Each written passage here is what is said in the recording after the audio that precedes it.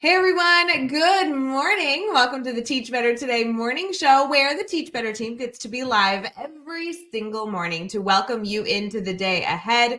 We are so excited to be here, excited to be a part of your morning routine. And of course, I'm just excited because Chad Ostrowski is in the house, our grid guru, grid yoga, like Yoda. There's so many things we call him, but we'll be right back and we're going to get into some great questions.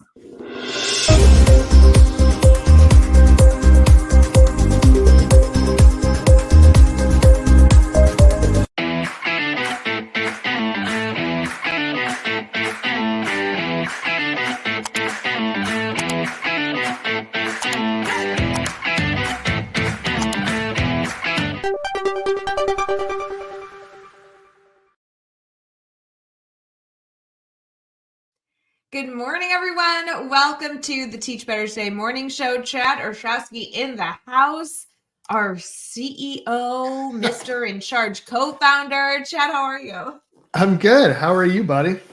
Good. I love when we get to be live together. It does not happen very often, so I feel like this morning is awesome. Absolutely. Like every time we get to be on camera together, I have the thought, it's been way too long since we got to do this. And then afterwards, I always think we need to do that more often. So, here's the dilemma, Chad. Like, I know you want to be on camera more, but you travel 100 million days to go work with teachers all around the US and Canada.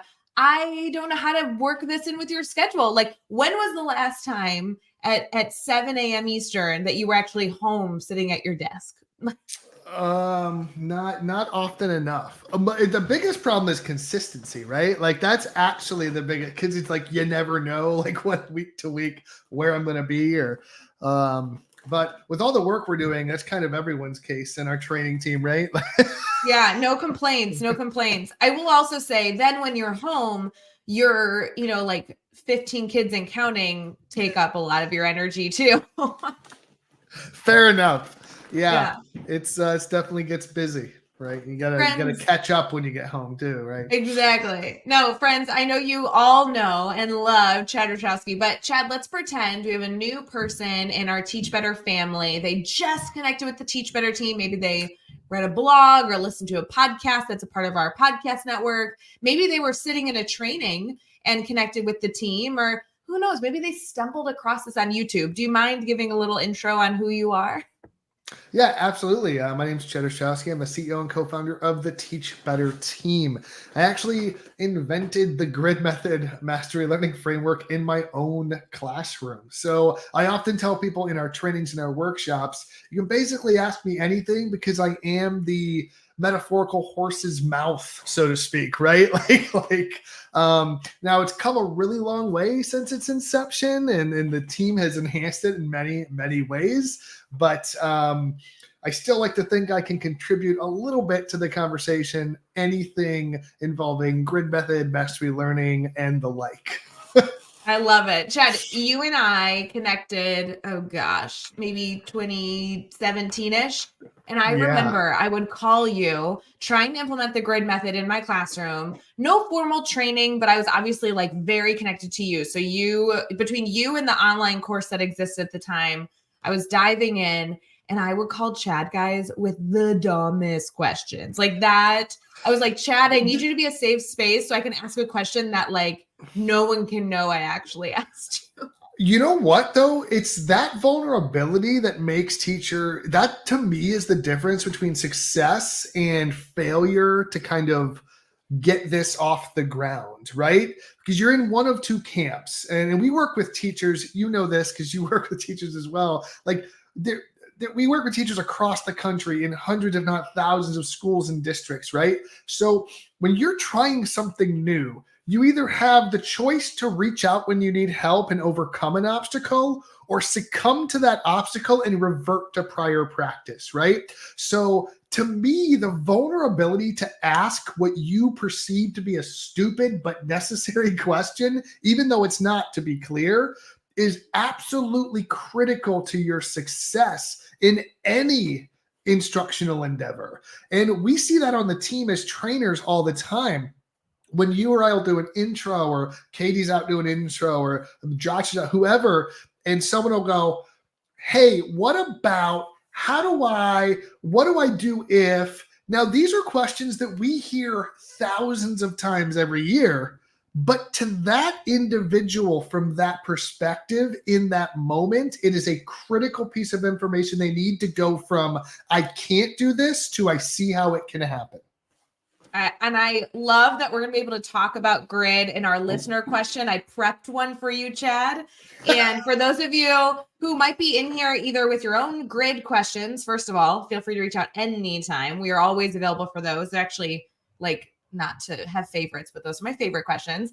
But also, if any of you aren't sure about the grid method, not that this is like, an ad for it, but there's a ton of stuff for you. Like there's a ton of free tools, a ton of free online courses, and we want to help you regardless of where you are in your implementation. So head over to kickstart.com/the-grid method, and you will be inundated with all the options, including, like admin support tools when you're trying to explain it to your administrator, and like parent resources. We got everything for you over there. So that's no joke either, Ray, because I've literally had teachers that I've never met like tell me, I saw something about the grid method or a video, or I saw you at a conference 5 years ago, and like we've never talked before, like in person or like one-on-one, and they're like, this changed my life and my classroom and everything, and like, this is so cool that like we're now working with that teacher's school district because they were doing so well, or that school. So like there are these like secret grid ninjas, they crop up all the time. And the reason they're able to do that is from the beginning, when we wanted to support our network, we wanted to give them everything they could possibly need to do this if they have that capacity on their own. So that resource you just shared is not just like a sales page. It's not just like it's literally, if you want to, everything you need to start this work or get that tidbit of information is right there. And I think that's something that's really, really powerful, that in my opinion has helped the team be more successful with all of our resources, because we're not hiding everything. It's all right there. You can access what you need to take those next steps, right? And I think that's just really, really cool. Yeah, it makes my job easier, because then I don't have to be like, oh, wait, is that resource paid for? Hold on, let me see. Like everything, friends, we want to give you. Like that's the whole point. It makes my job so easy when people need support. So we're going to get to all that in a little bit. The other thing that's interesting, Chad, that I know a lot of our viewers like to ask about is your role specifically, like on the team, and also the fact that you co-founded a stinking company that, provides professional development learning, but like fosters a global network of educators. I mean, look at all these amazing people that are tuning into the Today Show. I mean, without you, we don't have any of this. And I think that we don't get to celebrate that enough, that you and Jeff came together. You had this great idea to create an ebook for the grid method. And it's turned into what I like to, describe it as like a safe space for educators to thrive. And I think that's so powerful. It's special, Chad. It's special. Yeah, I don't really reflect on that enough, to your point. But I also think like building the team out in the right way with the right people allowed a lot of that to happen at the scale and scope it does today. Because this started as an idea to share one concept, one thing with more people, right? And then it organically grew into the idea that that one thing included all these other things. And while we're talking about these other things also came into play. So we had to bring in other people on the team that were better at making connections, creating that trust in the community, building those networks, because those were never my strong suits as an educator. I was always strong in an instruction. So I've always prided myself on knowing what my weaknesses are and bringing in smarter people than myself to build on those things.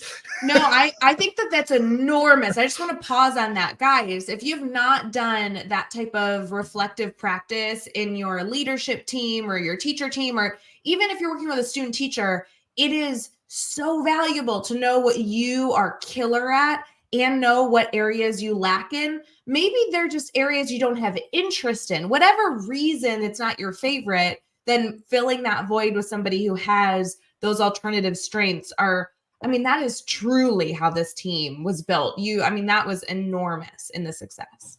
Yeah, absolutely. Because I would still just probably be puttering around with Jeff doing a workshop here and there on the grid method if it wasn't for some of those early moves, bringing in amazing people like yourself early on in the process to build the network in the community. And those were all components. I don't want to feel like those weren't part of anything, but bringing in the right people, building that trust in our work, in our message, in our team broadly, as opposed to like focus on like this one thing, I think was a huge game changer. And we've gotten to do amazing things using that, from Teach Better conferences to digital events to national and international outreach and work and development. It's been truly an awesome journey. And I kind of want to thank you for bringing some of those things up, because I don't think we pause enough to appreciate where we started and where we've come from, enough.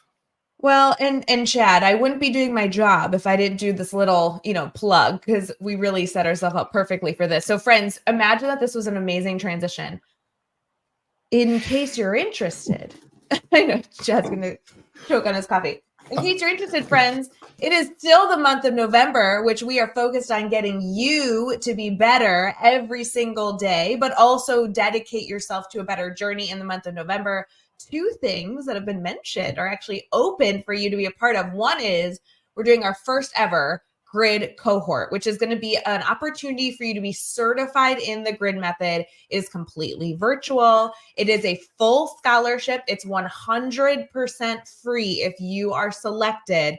And I will tell you, it's going to be a very small group starting out, but this hopefully will be something that we can open up multiple times throughout the year. It's an intensive, immersive program to get you certified in the grid method. You can go apply to that over at teachbetter.com/November. The other thing, Chad, speaking of community, is that our ambassador applications are open, and our ambassador applications only open once a year. This is a big deal, big celebration. This is how you get connected to great people and get even more support just as being an educator. It's not necessarily even one instructional practice. This is just getting you connected to a community that's going to make sure you are in a good space this coming year.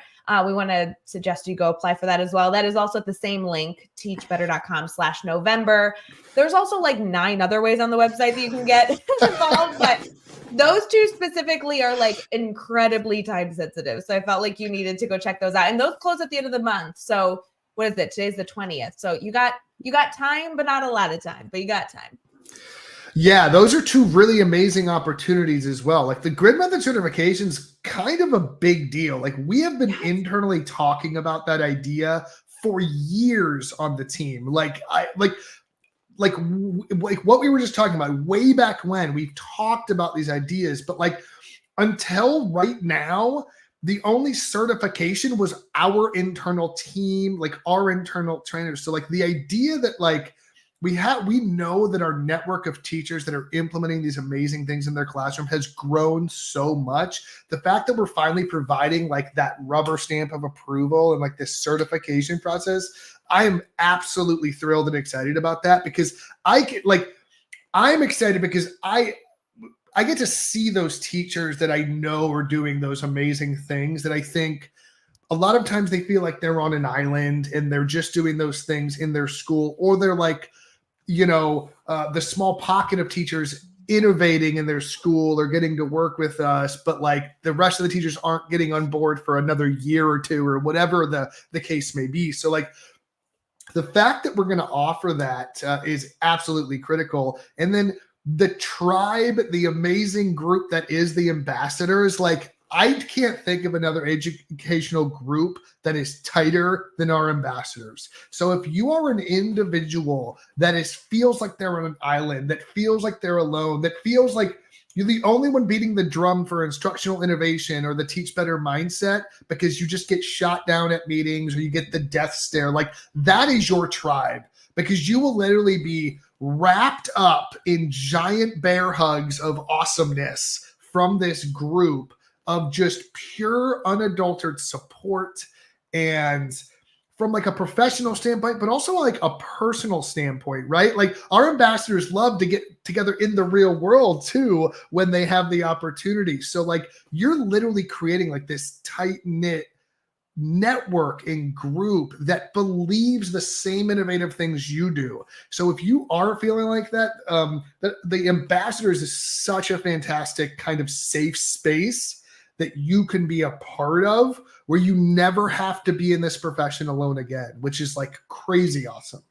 Yeah, and not to give too much detail that we're not supposed to spill, Chad, but just to encourage you, if you're trying to decide between the programs, apply for both, because there's so many ways to get involved on the team. These specifically we're talking about because they literally will close at the end of November, and we don't know when they're going to open again, although we hope it's within the next 12 months. But the ambassador one will bring in a much larger group of educators. So you have a higher probability of being accepted. The grid certification, we're starting out in a pilot. So that is going to be a smaller number of people. You might have to apply for that a few times. So apply for more than one thing, and heaven forbid you get accepted to both. We'll figure out what the best fit is for you. This isn't something where, you're going to be tied in. I'm like, guys, if you're stressed about this, like call Chad or I will figure this out with you. But the point is you can apply for both. Like, would be a great problem to have. It's not something you need to lose sleep over. Exactly. And we'll figure it out. Yeah, we would fix it for you. So Chad, we are almost already out of time because we literally could blab together forever. Yeah. I do want to transition into a listener question because this one was submitted and I knew you could rock this one before we wrap up the day. Does that sound good? Sounds great. All right, we'll be right back.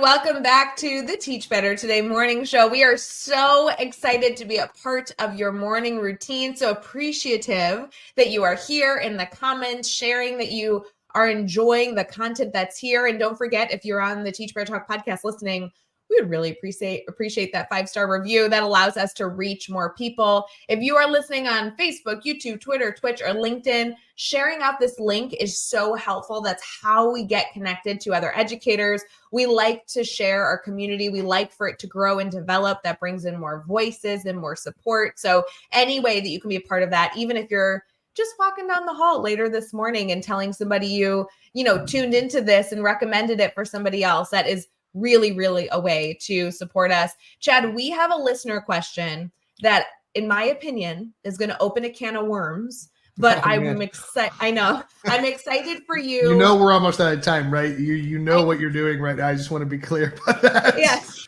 I'm excited for you to try and shore up like your best piece of advice, like your best step. And then hopefully these people that have this question might maybe they'll reach out to you separately. Maybe they'll email you. They can always connect with me. I can, there's options here. Are you ready? I'm now. I'm a little nervous now, but go ahead. You should be. This is one of those where it's like, really? This is like, we could do a whole workshop on this. Okay, here we go. Fair enough. Okay. Yeah. How do you handle students that are stuck, in quotes, that are stuck in the grid? Stuck in the grid. So yes. there are multiple facets to this, right? And there's multiple reasons a student can be stuck in the grid. Some of them are behavioral or emotional or socio-emotional. So like, is it a motivation problem or is it an engagement problem? But then there's also just like academic, I work slower, which is literally what the grid was made for, right? So the most common thing I tend to do, I'll deal with the behavior things in just a second, but I want to hit on the second thing first, which makes it weird that I said it that way, but that's where we're going. Go crazy, dude. If a student is stuck on the grid, the first question I always ask any educator is, what would you normally do when a kid is confused or stuck or not able to progress in a task, even if it's all at the same pace, right? What interventions would you normally provide? Because here's kind of a secret, and I don't think it's a secret, but it apparently became one. When you're doing the grid method, a ton of interventions organically happening in your classroom. But it doesn't mean that all interventions that are necessary are still happening in your classroom. Like, you are still responsible as the educator to do things like identify when a student's falling behind, pulling that small group, check in one-on-one, provide additional accommodations, maybe read aloud, like any number of the quote unquote normal accommodations you would provide are still perfectly acceptable and probably recommended in this scenario. So the first question I always ask is, have you checked in with that student one-on-one? Have you done a small group lesson? Have you done a whole group lesson as a backstop, right? Like, if you see a few kids getting stuck on level 1, box 4, right? But most of the class is on level 2, box 3, right? You might go, hey, you know what? For the first 10 minutes, we're going to do a review, but I'm going to include the content from that third level 1 box as a review for those who already had it. But I'm going to use it as a backstop so I can tell my whole class, hey, if you're stuck on that box, pay attention, because we're going to go through a couple examples right now that are going to help you out. So there's a lot of like strategic things you can do, but what it all boils down to, in my opinion, is actually just reasonable and expected normal accommodations that you should still be doing in your classroom. And if it's been a week and a kid's stuck on the first box, the next question I always ask is, what did you do on day 2 instead of day 5? What did you do on day 3 instead of day 5? What did you do on day 4 instead of day 5, right? Now, if you've done all of these things, you've done your interventions, you've checked in, you've done one-on-one, you've pulled small group, you've done a whole group refresher remind, you've done fill in the blank, all those things, and the kid's still not working, it may be either an engagement problem or a motivation problem, right? And both of those things can go together. So if it's an engagement problem, you may need to alter the assignment that they have to do. Now, that's one of the beautiful things about mastery. You need to focus on the outcome of the learning so that they continue learning, not how they get to that outcome. So if box number 3 that they're stuck on is 10 problems, can they do 3 problems and show you the exact same thing? I'm going to tell you right now, the most powerful thing you can ever say to a kid is, I don't care if you do all this. Can you just show me how to do 2 of them and then explain it to me? I might be able to get to the same DOK level, to the same measurement and assessment of understanding or readiness to continue learning than if they did 50 problems, but now it's not this overwhelming task. So the next thing I would do is focus on the outcome you're looking for and if they can get to that in a less stressful capacity so that they can access their own path to success versus the one that we assumed was needed from the task that we originally assigned.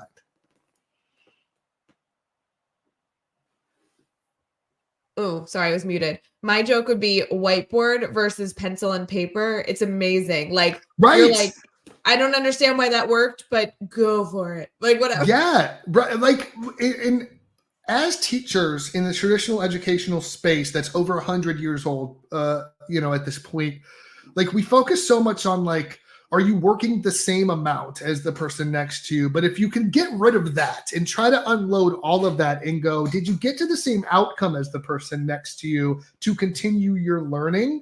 Like, it all changes because now the task that they're completing is irrelevant as long as the outcome's the same, which this is like a pillar of mastery to begin with.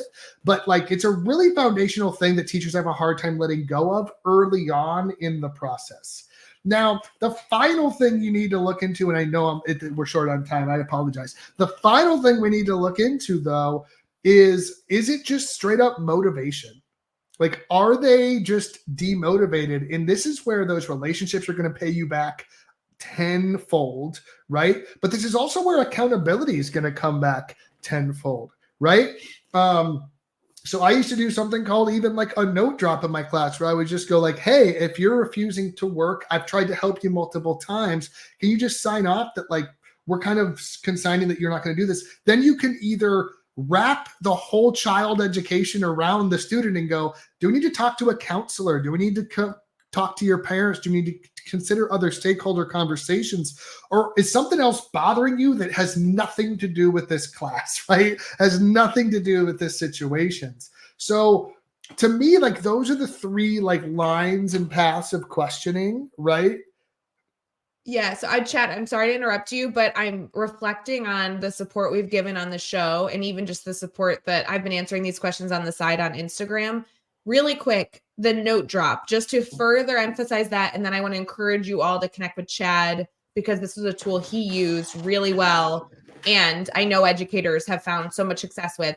Essentially, in like dumbest form, it's a half sheet of paper that has like things printed on it. Essentially, it says like, I insert name here. Correct. Am refusing to work in class today. I have been given all the support possible from my teacher, and I understand that this is going to affect my learning and success in this classroom. And essentially, they just need to fill it out and sign it. And it's essentially a small contract for them to acknowledge the fact that they are getting support and they are choosing to not embrace it. Mm-hmm. What I like about this documentation, Chad, and I know you've really emphasized the multiple supports this provides, is it gives the student the ability to be reflective and check on themselves. It documents as a teacher that you've done the right thing. And it gives you the next step to say, maybe you bring this to the counselor or you bring this to the parent or you bring this back to the child a day later and say, hey, this was how you were feeling yesterday. Can we move beyond this? You know, like everybody has bad days. So there's so many different ways to use this. It also could be dropped and not signed as like a warning, right? So it's like if they 100%, get back to work, you take it away and you're like, oh, glad we didn't need this today. You know, it's so many different. In my own classroom, I had like little quarter sheets. They were bright pink and they all had that message on it, right? And so if a kid wasn't working, I checked in with them multiple times. I tried to help them. They're still not doing it. I would just drop it and then move on. And I used it as a conversation facilitator because but that's the purpose of it, is to open up that reflection, to your point, and open up that conversation of, listen, man, like I can't beg you to work. And teachers will do this, though. They will barter and beg a kid to work for 20 minutes while the rest of the class who needs you isn't getting your effort, attention, and energy because we're only one person. And you'll get like their name on the paper for all that work. And so this is some way to go, listen, I've tried to help you, but if you're not going to help, I need you to own that choice. So I just need you to either get to work or sign this paper, and then you drop it and move on. Go help other kids. Like you don't need to quote unquote poke the bear, increase the stress of the situation. Like you don't need to do all those things. You can just drop the note, move on, and check back in 5 minutes. Because the truth is, you spending 5 minutes to get nowhere with that kid because now they're annoyed or they're defiant just because you're an adult in the room. Like there's no reason to do that. You can go help the rest of your class. You can go sort out other things, do housekeeping and everything, then check back in and go, so what did we decide to do? And if they refuse to sign, like there's something you said that was spot on. What you do with this data, content, information is totally up to you. If they refuse to sign, say they refuse to sign and make it a pass to the counselor or somewhere else, or make it a phone call home slip, right? Like what you do with this is up to you, but it's facilitating the conversation and you're removing your own emotion out of it and making 100% of the choice and accountability go back to the learner. And that's why that ends up being really powerful. And to be clear, like that's one of those tools that we share that's part of the grid method that any teacher can really use in any context, right? And teachers often will tell me, I don't know if I'm ready for the whole grid method. And I go, that's fine. You're at different places. There's no part of this framework that will hurt your classroom because it's based on best practices. So maybe you just do progress monitoring. Maybe you just do the note drop. Maybe you just do, mastery-based feedback in a traditional setting, right? Like there's no single part of the framework that will hurt your classroom. And a lot of times teachers feel threatened or scared because it's like such a big undertaking to get this off the ground. When I often tell them, is there any part of this that you think you could do tomorrow? Try that. See if it works, because it's not going to hurt your classroom. That has literally been my mantra all year that I stole from you, and that's my go-to. I'm like, what's the easiest win? Stop trying to push yourself out of your comfort zone right off the bat if you're not in the right headspace. What's the easiest win? Go for the easiest win and celebrate it. And once you take that step, another step will come. Like it's a slow progression. It's literally Chad, the Teach amazing. Better mindset, right? Like that's literally it. 1% better every day. We can do that. So good. I knew this was going to open a can of worms. I'm so glad we just I feel like we just skimmed the surface, but great ideas, Chad. This is why I love our conversations. I know we're going to wrap up this show here, but please, friends, remember to reach out to Chad or anyone on the team. We are here to support you. Chad also is somebody that is constantly on the road working with so many different educators. So he has so many different experiences that he's able to share with our team and our community for different teachers he's been able to support. So please continue to keep our team in mind as you're problem solving throughout your week. Chad, thanks so much for this conversation. I always love seeing you. So fun. And for all of you that are wondering if Chad and I ever see each other, we actually do talk like every single day. It's just not always about the grid method. That's true. Very true. It's so true. All right, friends, we hope you have an amazing day ahead, and we'll see you next time on Teach Better Today. Bye, guys. Hey, Teach Better community. Thank you so much for joining the Teach Better Today morning show every single weekday at 7 a.m. Eastern. We have so many resources for you outside of this live stream at teachbetter.com, including blogs, podcasts, and professional development that will bring our team to your school. Wherever you are listening from this morning, please make sure you are sharing and celebrating the incredible educators in this world. And hey, if you are listening over on a podcast to Teach Better Talk, we would love a 5-star review. The comments are always so entertaining. We'll see you tomorrow.